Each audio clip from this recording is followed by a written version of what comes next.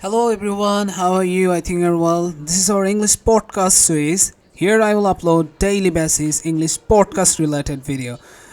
And one thing I just mentioned, don't forget to subscribe my channel. Thank you. Let us start. Welcome to Tales and Tidbits. Today, we're diving into a powerful narrative titled In the Devil's Forest, an Arabic story for learners, abridged from the Egyptian writer and poet Kamil Kailani, and presented by Ibn Yemen Arabic. Alex, this story immediately sets the stage with a momentous decision from King Kosala, a wise but aging ruler. He decides to abdicate in favor of his eldest son, Rama. What do we learn about Rama that makes him such an obvious choice for the throne? Rama is depicted as the ideal prince. He's brave, strong, and handsome, but crucially, he's also righteous and wise. His proficiency with all weapons, especially the bow, highlights his martial prowess. Yet it's his good deeds that truly earn him the love of the people and his wife, Sita, who shares his courageous and generous nature. We also learned King Kosala had 3 sons, Rama, Bharata, and Lakshmana. Rama was the son of the first wife, while Bharata and Lakshmana were the sons of the second wife, Kike. So, a beloved and capable heir, which should have made for a smooth transition. However, the story quickly introduces conflict in the form of Queen Kiki, the king's second wife. Her resentment and ambition are central to the unfolding drama. How does she manage to derail the king's decision and orchestrate Rama's exile? Kiki is driven by intense jealousy because she wants her own son, Bharata, on the throne. She recalls a critical debt. The old maid reminded her that Kiki once saved the king's life after a severe war injury, and the king swore to grant her 2 wishes. Kiki weaponizes this past debt, demanding that Bharata be crowned king immediately and Rama be exiled to the Devil's Forest for 14 years. That's a truly insidious act, exploiting a debt of gratitude for such a cruel outcome. The king, despite his fury, is bound by his oath. But what about Bharata, the beneficiary of this treachery, and Rama's loyal wife Sita and younger brother Lakshmana? How do they react to this unjust decree? The king is heartbroken and powerless. He tries to make Kiki reconsider, but she's unyielding, openly stating her hatred for Rama as the son of her rival and hoping he perishes in exile. Bharata, surprisingly, immediately rejects the throne. He acknowledges Rama's rightful claim and vows to rule only as Rama's regent until his brother's return, swearing everything will be in Rama's name. Sita and Lakshmana also refuse to let Rama face exile alone. Despite Rama's warnings about the dangers of the forest, they insist on accompanying him, ready to share his fate and protect him, demonstrating profound loyalty. Their unwavering devotion stands in stark contrast to Kiki's malice. So, the 3 of them depart, leaving behind a kingdom in sorrow and a grieving king who ultimately succumbs to his despair.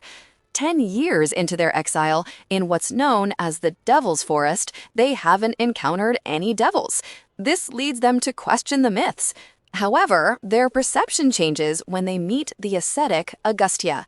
What does Agastya reveal about the devils, and how does this encounter prepare Rama for future challenges? Agastya, the ascetic, lives in a white hermitage and confirms that devils are very real. He explains they've been safe because of his powerful magical weapons which deter the devils. He then equips Rama with enchanted arrows and Lakshmana with a strong sword, urging them to remain vigilant. Inspired, Rama vows to use these weapons to cleanse the earth of evil devils. This is a pivotal moment, shifting their passive exile to a more active, heroic quest. They settle in a beautiful, fertile valley, seemingly a haven.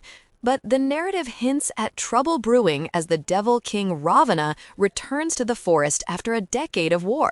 What is Ravana's immediate reaction to the human presence, and how does his brother Martici's peaceful nature complicate things? Ravana, unlike his calmer brother Martici, who governs the forest, sees the humans as an inherent threat, part of an eternal conflict between devils and humans. Martici had left the humans undisturbed, arguing they had done no harm. Ravana is furious at Martici's pacifism, which he attributes to Martici's demonic nature having been spoiled by long years in the forest. Ravana then concocts a plan to abduct Sita, not to kill her, as that would make Rama a hero seeking vengeance, but to humiliate Rama and break his spirit. So Ravana wants to strike at Rama's pride rather than his life. This brings us to the cunning deception involving Marichi as a beautiful gazelle. How does Sita's innocent desire for this creature lead to her separation from Rama and Lakshmana? And what are the immediate tragic consequences of Marichi's dying act? Sita is enchanted by the gazelle and wishes to own it. Rama, feeling his devoted wife deserves a reward, agrees to catch it for her. He instructs Lakshmana to stay and guard Sita, despite Sita's later pleas that Lakshmana is cowardly for staying behind. Rama pursues the elusive gazelle, eventually realizing it's a disguised devil and kills it with an enchanted arrow. In his dying moments, Marichi mimics Rama's voice, letting out a scream of pain. A cruel trick indeed. Sita hears this scream and, in her panic, urges Lakshmana to go to Rama's aid. Lakshmana, however, recognizes the deception and refuses to leave her, adhering strictly to Rama's command. But Sita, distraught, accuses him of cowardice. What happens next, and how does Ravana finally carry out his abduction? Heartbroken by Sita's accusation, Lakshmana draws a protective line around the hut with his sword, a line Ravana cannot cross, but ultimately goes to find Rama, warning Sita not to leave the hut. Once alone, Sita is approached by Ravana, disguised as a tired old ascetic. Sita, unaware, shares her story. Ravana then reveals his true, monstrous form, mocks Rama by claiming he is dead, and tries to force Sita to marry him, promising her power. Despite her terror, Sita fiercely rejects him, declaring her unwavering loyalty to Rama. Ravana abducts her into his flying chariot, heading for his island fortress of Lanka. Sita's resistance is admirable. During her abduction, she attempts to escape and drops clues, her veil and pearl necklace on Monkey Mountain. Shortly after, Rama and Lakshmana, distraught by her disappearance, find the dying king of vultures, Jatayu. What vital information does Jatayu provide, and how does this discovery set Rama and Lakshmana on their long journey south? Jatayu, gravely wounded by Ravana while trying to save Sita, reveals that Ravana, the cursed demon, carried her south towards Monkey Mountain. Crucially, he advises them to seek help from King Sugriva of the Vanaras, the monkey tribes. This information gives Rama a direction and a potential ally, transforming his despair into a determined quest. This turns the story into an epic journey, much like many classic tales. After a long and difficult journey, filled with Rama's grief and Lakshmana's constant reassurances, they reach Monkey Mountain. Here, they meet Hanuman, the formidable ambassador of King Sugriva. How does this alliance with the Vanaras come about, and what role does Hanuman play in convincing Rama to help King Sugriva regain his throne from his tyrannical brother Bali? Hanuman initially challenges them fiercely, but then listens to Rama's story and immediately shows them Sita's veil and necklace, confirming her abduction. He then recounts King Sugriva's plight, how he was overthrown by his powerful brother Bali and exiled to the mountain, which then became known as Monkey Mountain. Hanuman shrewdly suggests a reciprocal alliance. Rama, with his strength and magical arrows, helps Sugriva defeat Bali, and in return, Sugriva's vast army will assist Rama in rescuing Sita. A classic quid pro quo, forging an unexpected but powerful alliance. Rama agrees to help Sugriva, swiftly killing Bali with an enchanted arrow. Sugriva regains his throne and celebrates, yet he seems to forget his promise to Rama. How does Hanuman's loyalty and dedication eventually bring Sugriva back on track? And what is Hanuman's crucial first step in the rescue mission for Sita? Sugriva, once reinstated, becomes engrossed in festivities and neglects his promise to Rama for months. Hanuman, feeling deep shame, relentlessly pursues and reminds Sugriva of his debt until the king finally agrees to honor it. Hanuman then leads a powerful army south, but his crucial first step is to go alone. He undertakes a reconnaissance mission to Lanka to gather intelligence, assess the enemy's strength, and locate Sita before the full army follows. This solo mission is a testament to Hanuman's courage and strategic thinking. He makes a daring leap across the sea to Lanka, an island he expects to be desolate, but finds surprisingly beautiful, even containing marble roads and golden mansions.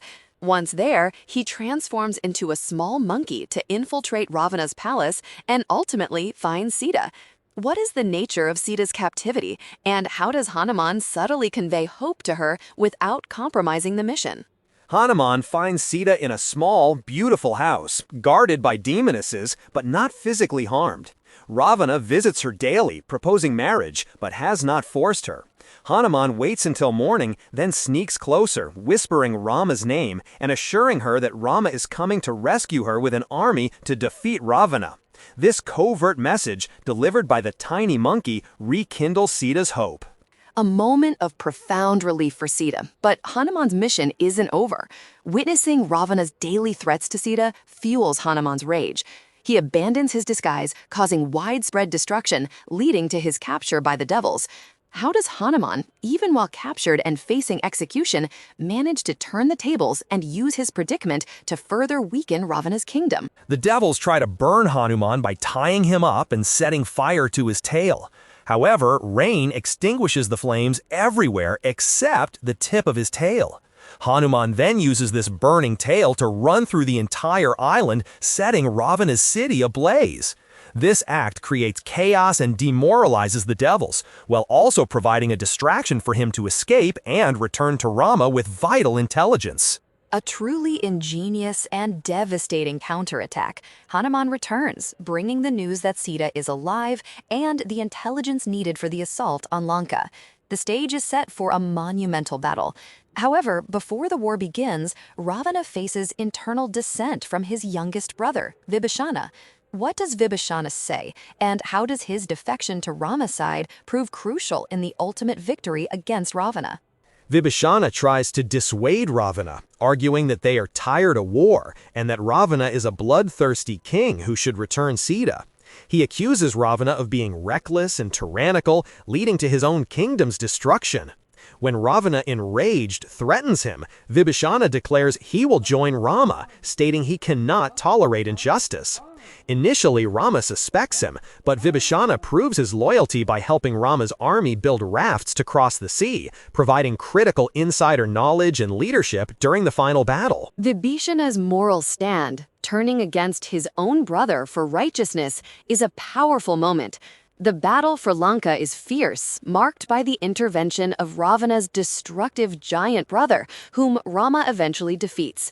Finally, Rama confronts Rama directly.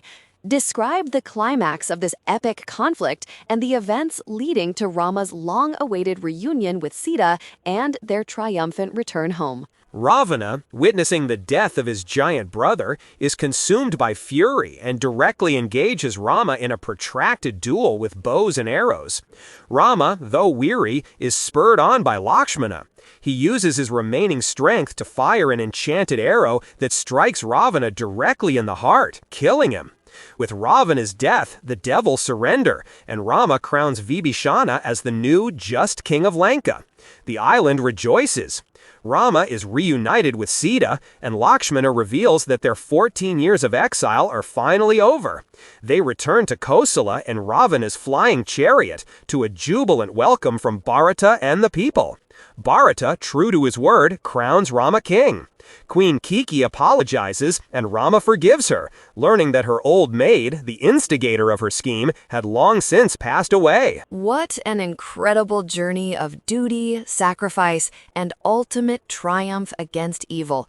This story, In the Devil's Forest, from Ibnul Yemen Arabic, adapted from Camille Kailani, truly underscores the enduring power of loyalty, righteousness, and perseverance. Thank you, Alex, for guiding us through this rich and detailed narrative. And thank you for joining us on Tales and Tidbits.